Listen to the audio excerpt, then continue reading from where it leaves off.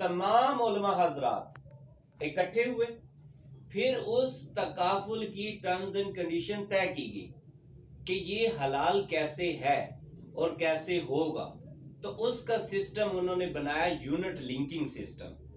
Unit linking system के ऊपर एक वैल्यू कंपनी की तरफ से डिक्लेयर होती है कि आज इसकी वैल्यू ये है, कल ये है और ये है, और वो कब और किस वक्त होती है वो आपकी फंड परफॉर्मेंस रिपोर्ट के ऊपर आ रही होती है, जो हम कारोबार कर रहे होते हैं। जो कंपनी कारोबार कर रही होती है उसके ऊपर वो चीजें डिक्लेयर हो रही होती है, वो पहले से तय नहीं होती। तकाफुल के अंदर पहले से तय नहीं होती, वो जो कारोबार हो रहा होता है उसके हिसाब से वो रेट ऊपर नीचे हो रहा होता है। तो वो तकाफुल की जो टर्म्स एंड कंडीशन बनाई गई हैं सर, कि वो पहले दिन से फिक्स नहीं है, ठीक है।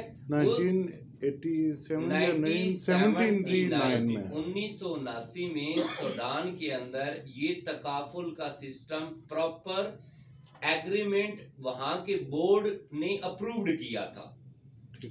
फिर जब ये अप्रूव्ड हुआ और इस चीज की फिर तमाम उलमा हजरात ने तसल्ली और गारंटी दी कि ये काम अब शरीयत के ऐन मुताबिक हो चुका है, ये अब जायज है, इसको बेचना हलाल हो गया।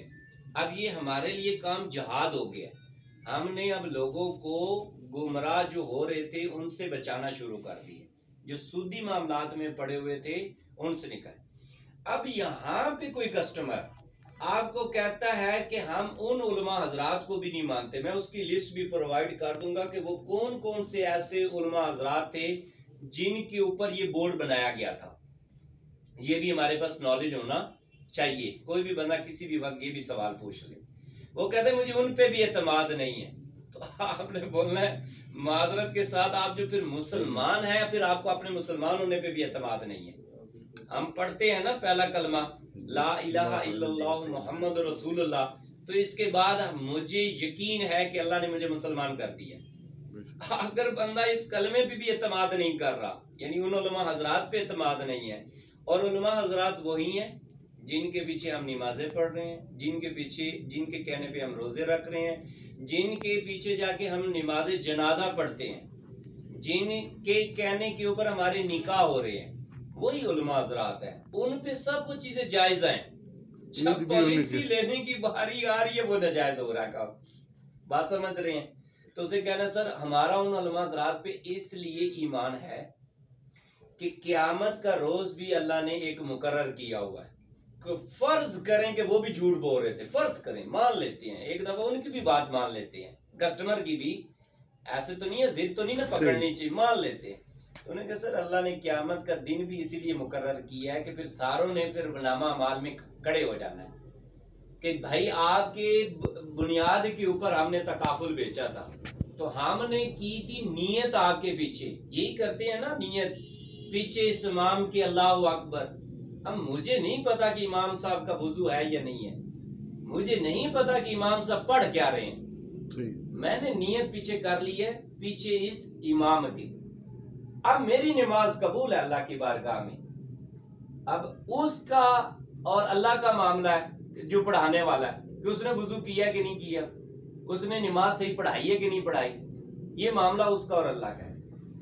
ऐसे ही हमारे तकाफुल में मामला किसके ऊपर आ गया? उन उलमा हजरात पे, कि उन्होंने हमें कहा ये हलाल है और हमने मान लिया। अच्छा हमने माना क्यों? फिर अक्सर लोग यहाँ पे भी बहस करते हैं आपने क्यों मान लिया। जो आलिम के पास डिग्री है ना वो हम सब के पास मौजूद नहीं है, और उस आलिम और उस मुफ्ती को आप जितने मर्जी पढ़े लिखे इंसान हो जाएं, पीएचडी कर लें, आप चैलेंज नहीं कर सकते। इस्लामिक पॉइंट ऑफ व्यू से आप चैलेंज नहीं कर सकते। आप चैलेंज अगर उनको कोई करेगा तो आलिम को आलिम करेगा, मुफ्ती को मुफ्ती करेगा। ये टिप वो बता रहा हूँ, वो गाइडलाइन बता रहा हूँ जो क्लियर है, क्रिस्टल एंड क्लियर है। अब मामला आलिम और आलिम का बन गया और मुफ्ती और मुफ्ती का बन, अब हम बीच में से क्या हो गए? निकल गए। तो इसलिए अब हमारा मामला और तराजू पकड़ा हो गया, सही है, भारी हो गया। अब हमने ईमान ले आए उलमा हजरात पे।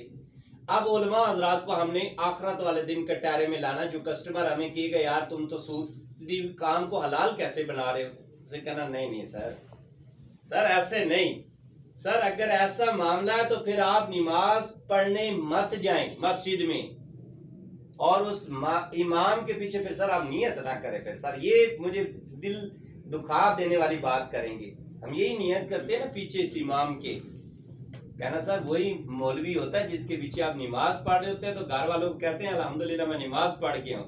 अब हम हमारा कोई आलिम कह रहा है या मुफ्ती कह रहा है कि ये तकाफुल जायज है और आप कहते हैं ये तो मौलवी कहते रहते हैं। इन मौलवियों की तो बातों पे चढ़े ही ना। फिर मादरत के साथ वो कभी की कोई मिसालें देना शुरू कर देता, कभी कोई, उन्हें के अथेंटिक मुफ्ती हजरात हैं ये कोई आम कभी शबी मौलवी नहीं है ये स्कैंडल वाले। ये वो हैं उलमा हजरात जिनका पाकिस्तान में नाम है, स्पेशली मुफ्ती मुनीबुर रहमान साहब और मुफ्ती तकी उस्मानी साहब। अच्छा ये शॉर्टकट अब करने लगूं क्योंकि आपका टाइम कट है। तो फिर जब ये सूडान में लॉन्च हुआ तो ये फिर इस्लामिक कंट्रीज में मूव होना शुरू हो गया, क्योंकि अब इसने आगे फैलना तो था।